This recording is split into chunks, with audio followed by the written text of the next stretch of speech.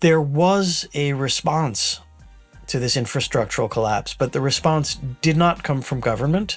It did not come from the private sector. It did not come from the philanthropic sector. It didn't come from anything at all except for the city's own people spontaneously self-organized on their behalf. I'm Mary Rowe from CityTalk. Thanks for joining us.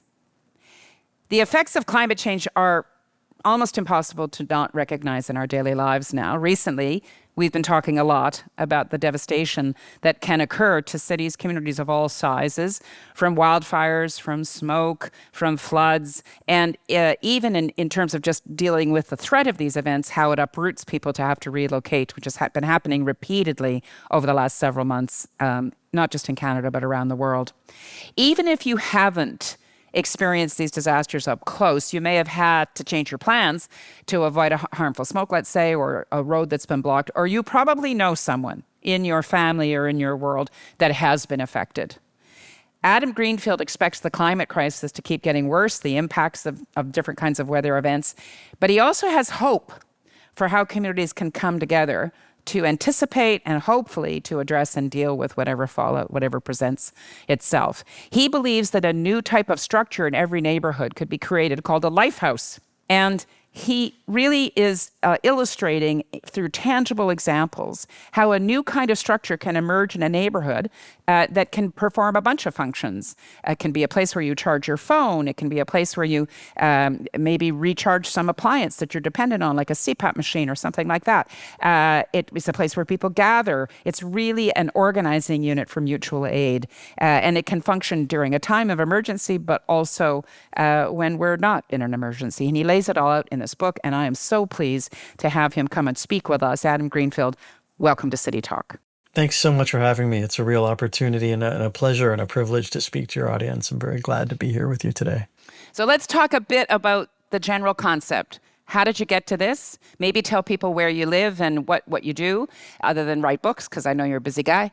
But just tell us how you ended up getting into this kind of groove, because you're actually I wanted to call you a tech bro, but I bet you don't like that moniker. But you do come from the tech world. You've been a critic, I think, of tech and the world of design. So I'm interested how you ended up here. So start with where you live, and then which we know, and then we're going to talk about how you got these ideas.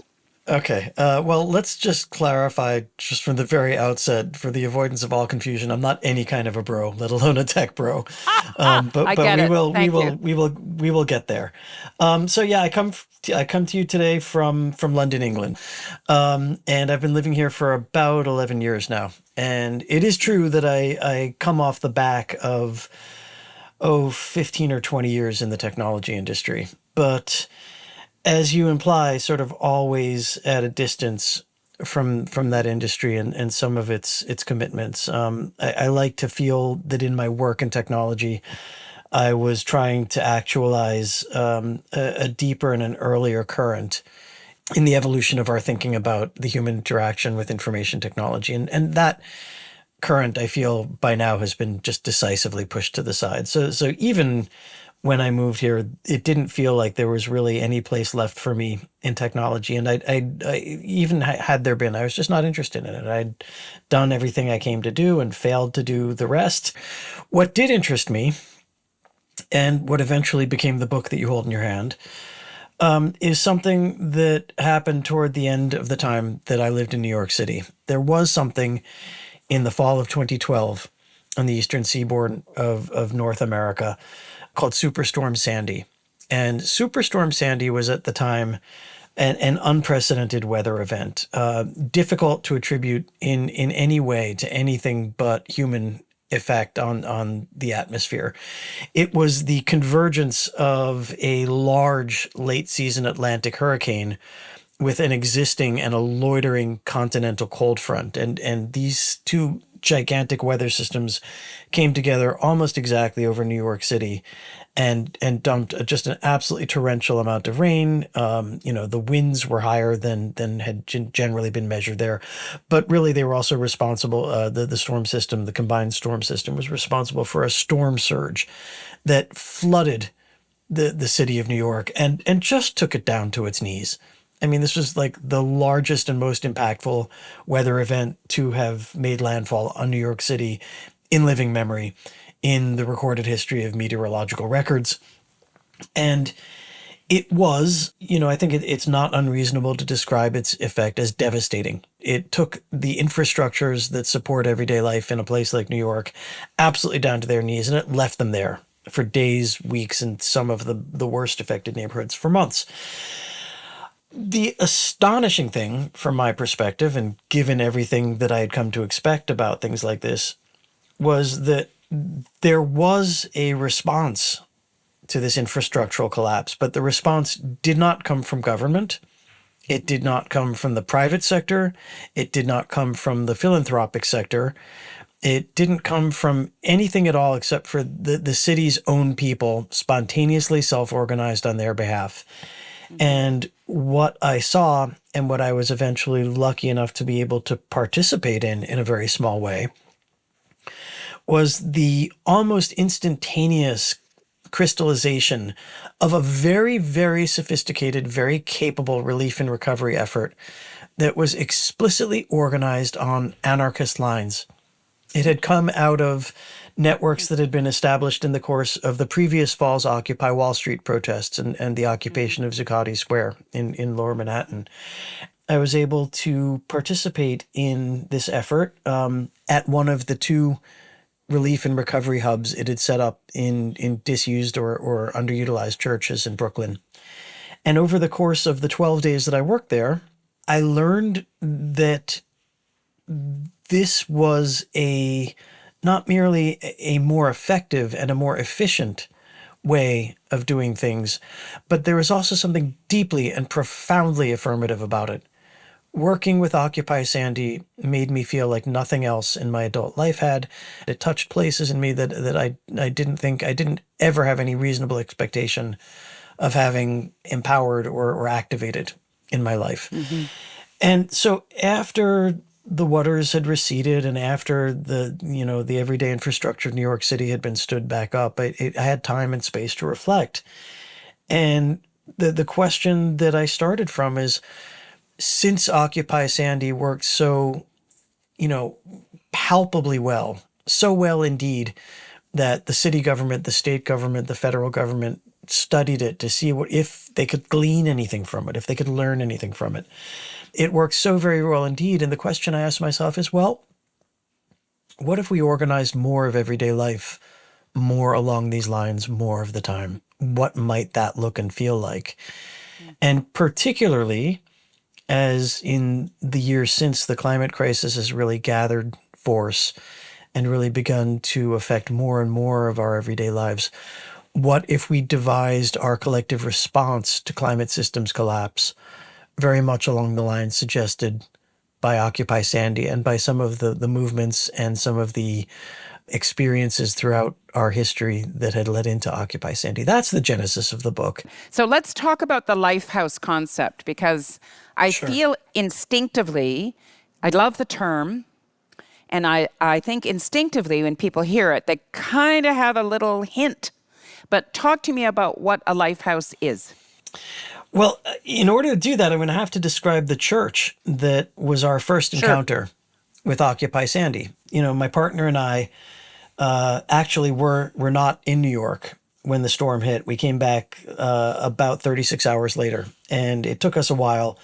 We wanted to volunteer very badly. And our first instinct at that point as kind of middle-class people was to call up the Red Cross. And the Red Cross literally had no place for us. The Red Cross could not possibly have been less interested. They were, about to let us go, just hang up the phone on us. And at the very last moment, the person I was talking to said, well, there's this thing called Occupy Sandy out in Brooklyn. They're out at Clinton Avenue. You might go have a look at them. So we did. We figured we didn't have anything to lose. The subways were running. We got on the subway. We go out to Brooklyn. We come up above the ground.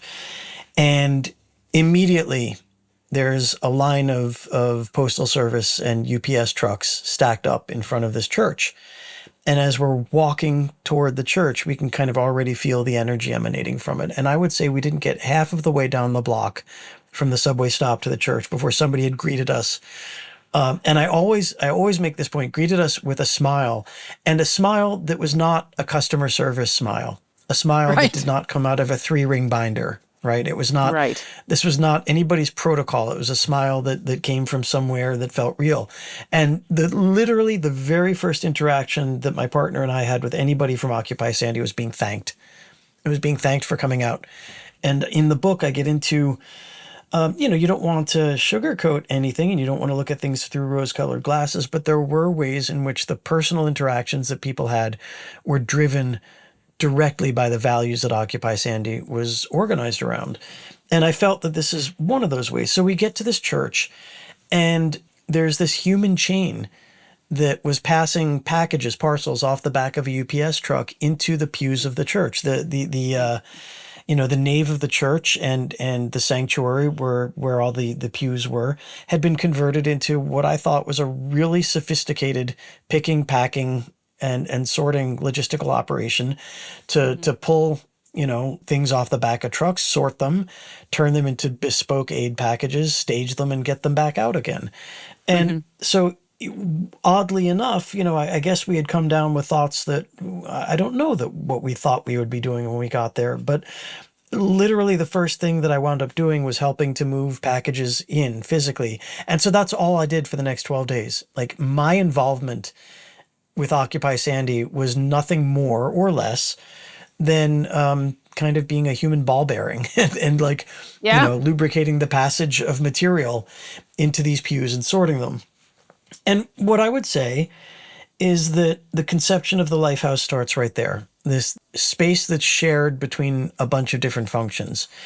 Its primary and most overt function is refuge, is offering people physical shelter, physical safety from the thing that's come down upon them.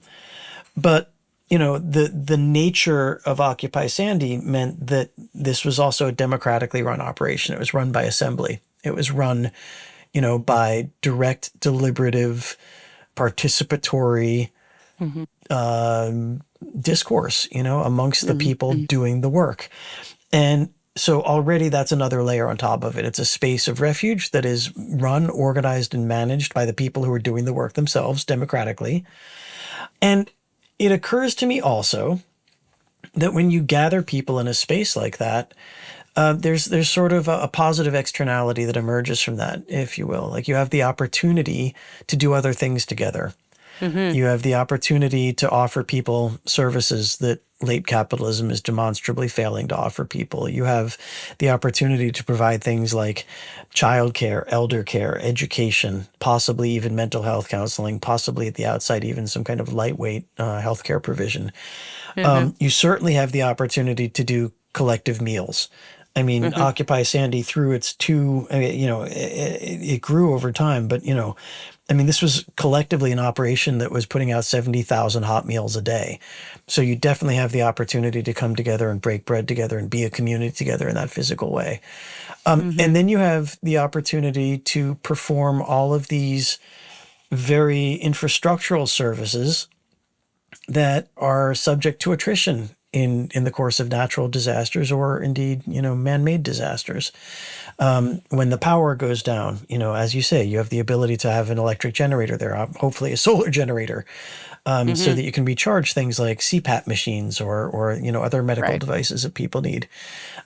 You can have what's called a community microgrid around that. So you're not merely generating energy for people there, but shedding it on the blocks around this site. You have what we call an agrovoltaic installation. So you're not merely, doing solar power, but you're growing food under that.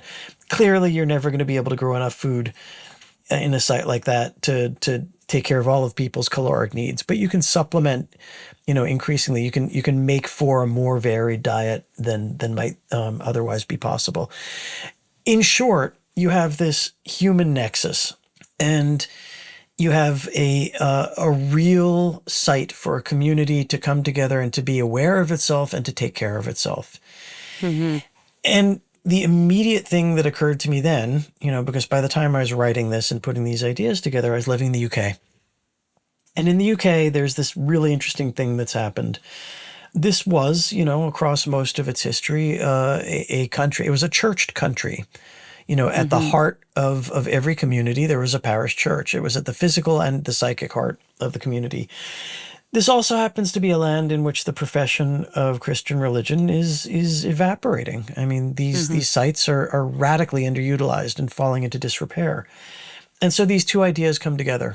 The idea of the kind of self-organized relief and recovery hub with all of these other assets and facets to it, and the existence, at least in the UK, of a significant amount of building stock that is wonderful. It is literally the most visible building, in many villages. It's at the center of concourse. It's sort of the unconscious Schelling point, the unconscious node of communication and of coordination in these places. And it is crying out for use. It's crying out for the life of community to be ported back into it. I mean the idea of the Lifehouse both very concretely and somewhat metaphorically. It doesn't need to all be in one structure if at least the functions together, they're sort of co-located and interwoven. That's really what the Lifehouse is to me. It doesn't necessarily need to be under one roof. I think it benefits from being under one roof. But if it's a cluster of functions in a town, a neighborhood, a village, I think you can get by with that as well. But that is the fundamental idea of it. It's fantastic. I had never heard of Schelling Point. I know who Thomas Schelling was, but the book talks about the Schelling Point. Can you just tell people what the Schelling Point is? Sure. Yeah. It's as I say, a node of unconscious coordination. So if I told you, Mary, let's meet next Thursday at noon in New York City, but I didn't say anything more than that, where would you think to meet me? Grand Central. Bingo. The clock in Grand Central. For people of our generation, at least, it's sort of the universe. It is the Schelling point. I think that on a moment's reflection, everybody listening will be able to kind of say within their environ, it's going to be a high school, a mosque, a public square, something. There's a place where people come together. What is the most obvious place to meet in times of trouble? And that ideally is where you would put the Lifehouse or the Lifehouse function. So let's talk about the mechanics of this, because you and I are both fans of self-organization, but we also know that you do need resources and you need some kind of formalization, I guess, to allow these things to be sustainable. And you've done quite a bit of thinking about that in the book. So who would run them? Who would resource them? How do we get them to be sustainable? So the question I ask myself in my life always, and there is a bias in this, and we can come back to that because I want to be very transparent about, what my commitments are and what my biases are. But the question I ask myself is, what is the least amount of structure we can assert into a situation to generate order, spontaneous order? Because, when you say formalization, I mean, I'm we always say that anarchism is a thing that you do rather than a thing that you are. But, if I would answer to anarchist if I had to. And so my, I have a bias against imposed order, top-down order, the order of the state. What I don't have is a bias against structure. And I think the public imagination, anarchism means, the kind of 1890s Haymarket rioters kind of imagination, somebody in a pointy hat with a cherry bomb and flaming red eyes. And I actually think, there are insurrectionary anarchists, and then there's the kind of anarchists who are like about meetings and about assemblies and about, long, detailed, painstaking conversations about the disposition of resources. And this is how Occupy Sandy was organized. This is something that the state entities that studied Occupy Sandy really had a hard time with. They're like, well, I need to talk to a leader, and I'm like, well, there's no boss here. We make decisions by consensus. And I can give you some examples of this in the way that Occupy Sandy approached the distribution of actual material aid. We're used to the Red Cross. We're used to the idea that there is this entity that will help us. And the trouble is that the Red Cross has a very static and if I may say, hierarchical approach to things. Occupy Sandy had a really different approach. And the approach was because we had the warm bodies that were able to do this, mind you. Occupy Sandy volunteers would go out to the hardest hit neighborhoods. They wouldn't be at some kind of centralized, predetermined site. They would go to the places that we knew to be hit.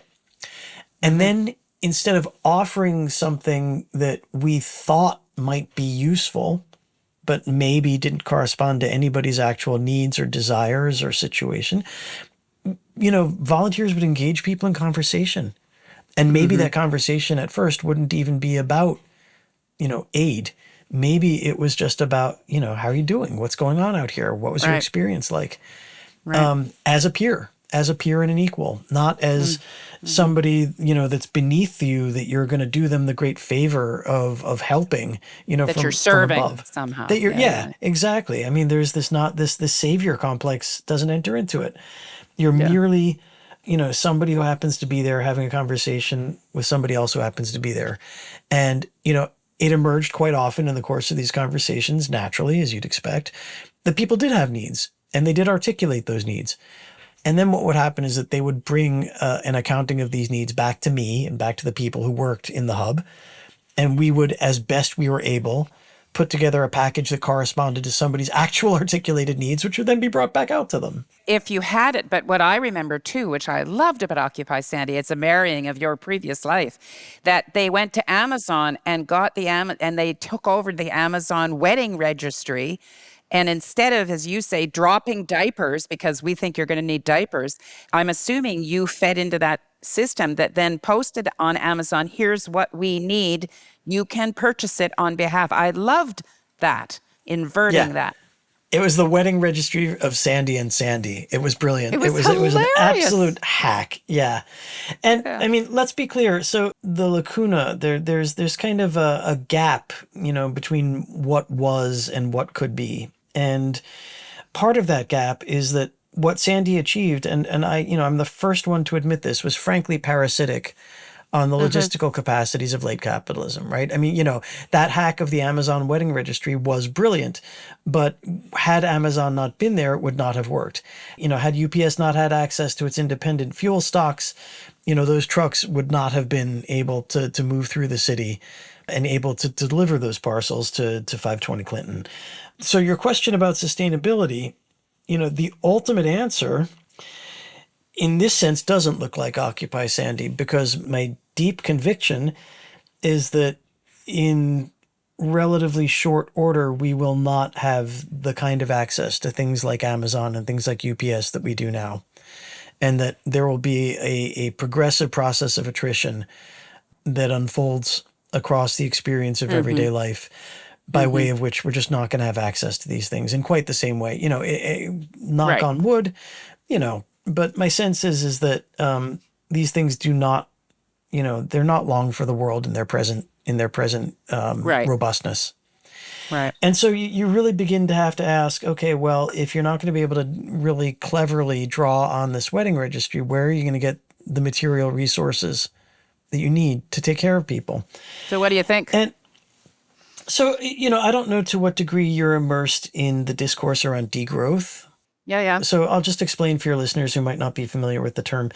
Degrowth is an emerging way of thinking about economics, and the fundamental idea of it is that we have allowed to be coupled the idea of GDP growth and human thriving. And degrowth at its heart for me is merely a way of decoupling those things and saying that human thriving and the cause and the desire to live a life of genuine comfort and thriving has very, very little to do with material growth and the constant overproduction of things, the churn of our economy. Degrowth is a way of thinking about reusing the things that we already have, that already exist. I'm sure in every city in the developed world, there is, there are a decent number of underutilized Peloton bikes. Right. that somebody bought for Christmas Every and during has been COVID, hanging and their they're sitting clothing there. on. Sure, Yeah. exactly. Yeah. Yeah. Every Yeah. one of those bikes is an electric generator. Every single last Mm-hmm. one, with a little bit of tinkering, when your power goes down, that bike is a power resource. So degrowth is ultimately a way of looking at human relations, but also material things and saying, what could we make of this that we haven't had to before? So, Adam, I have a very, very practical example of this. I had a knee injury this weekend, a couple weeks ago, and one of my neighbors brought me a goat stool. I didn't have Okay. gout, but I couldn't bend my leg, which meant getting up and down very difficult. And she had it in her basement, and her mother had used it, and she knew where it was. And as you're suggesting, these kinds of local improvising, what have we got? Yeah. Our colleague Zita Cobb always says, what do we love? What can we work with? What are the assets we've got? So if we go back, I'm just conscious of how we can sort of tie this in with the broader discussion. If we can find ways to relocalize, I Yeah. think that's what you're suggesting, and to create the kinds of connections so that we find out what we have collectively. Is that also part of the Lifehouse? Is that it'll morph into different things and it brings us together at a hyper local level to problem solve, create opportunity? Is that part of the thesis? Yeah, very much so. I don't think about problem solving because I don't believe in problems and solutions. I think that we're actually very, very lucky in life if we are confronted with something as neatly bounded and discrete as a problem that we might actually be able to solve. What I've learned from Donella Meadows and the complexity theorists over the course of my encounter with them is that most of the issues that we contend with in life are actually in the nature of messes, and there's nothing you can do with a mess but manage it. Right. With that said, you're fundamentally exactly right about what my intent is. It is about, as a political value, but also as a practical reality, bringing power back to the neighborhood, real dispositive power Mm-hmm. over the distribution, the Mm-hmm. allocation of matter and energy and information. That's exactly what it's about. People always ask me, when I do an event, they'll raise their hand and literally, I would say 50% of the time, the very first question I get asked is, okay, you've sold me on this. It's great. I love the vision. We're a very long way from that. How do I get started? And I say, look, it's a cliche by now. And I wish I knew who said this first because I would give them full credit for it. The most radical thing you can possibly do is knock on your neighbor's door and learn their name. I mean, so many of us don't even know our neighbors' names. And so it begins, frankly, the move toward the Lifehouse begins with something that's risky, with something that is awkward and makes you vulnerable, psychologically, and maybe depending on who you are and where you live, more than psychological. It is asking a lot of people to do this. But we're lucky enough to live on a block where we have a robust WhatsApp group. And so from that WhatsApp group, I've built a map of every house on our block and the names of the people who live there. And are there kids who live there? Are there elderly folks who live there? Are there pets? Are there people who have special medical needs? You begin to model what your capacities are and what skills you have access to. And you begin to take inventory of what material resources you Mm-hmm. have to work with.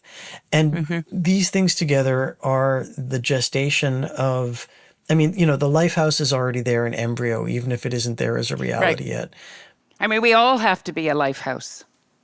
I Yeah. guess that's part of what you're saying, and I appreciate so much the meat on the bones you've put here, the way you've framed what's possible by looking at examples that we saw just organically develop in communities that had a sudden extraordinary event and rallied. And I think the questions that we all have now is, can we sustain this when we're outside of a crisis before the next one? And your WhatsApp group sounds to me like you're laying down the kind of social infrastructure so that if any kind of threat is to occur, you're going to be better equipped to respond collectively.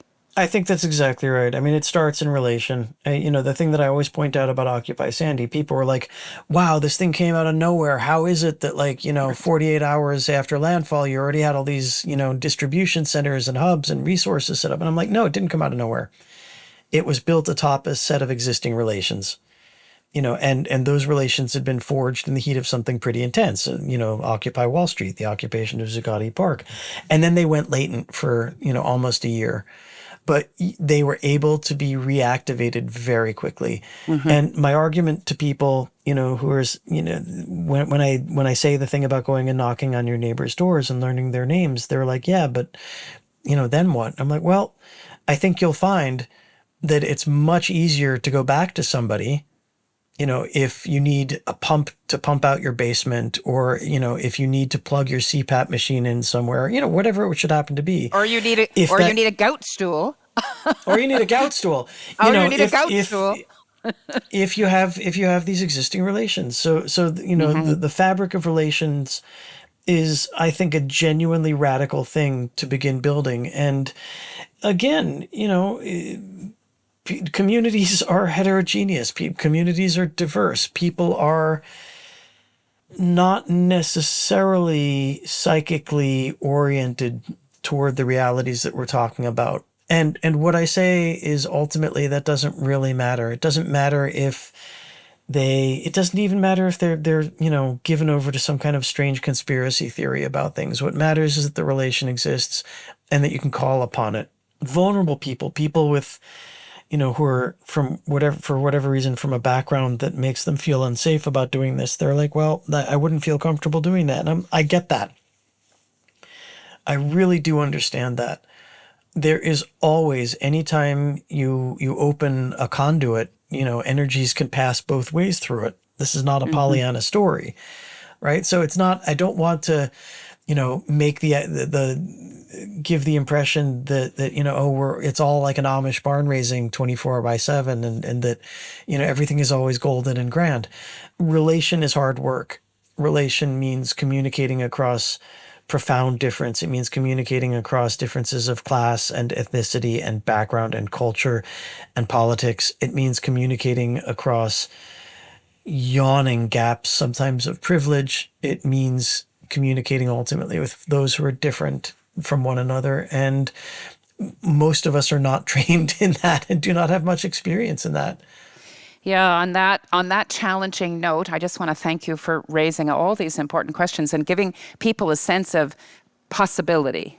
And I think the reality that we're facing, all the things that are out of our control, or sometimes feel like they're out of our control.